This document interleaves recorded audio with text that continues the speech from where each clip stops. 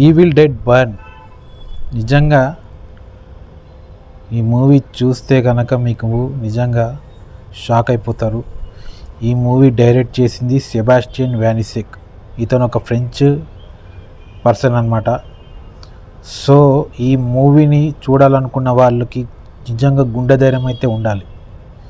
ఒక weak hearted normal people అంటే చిన్నపిల్లలు, ముసలి వాళ్ళు ఈ మూవీని చూడకండి. ఎందుకంటే ఇందులో రక్తపాతం చాలా ఘోరంగా ఉంది. అంటే ఒక లిమిట్ దాటిపోయి ఉందన్నమాట. ఒక మనిషి ఎంతవరకు చూడగలడు, తట్టుకోగలుగుతాడు. దానికి మించిన రక్తపాతం ఈ మూవీలో ఉంది. ఆ చంపడము అది చాలా ఘోరంగా ఉందన్నమాట. అంటే ఎలా ఇది మనకి సర్టిఫికెట్ మనకి film certificate you certificate A certificate ఇస్తారు కదా. సో మరి దీనికి ఏం చూసి ఇచ్చారో తెలీదు.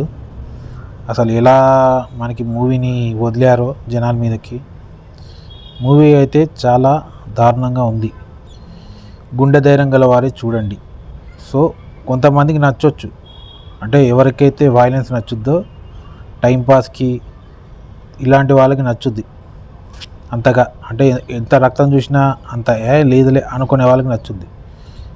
అంటే వీక్ హార్టెడ్కి అయితే నచ్చదు.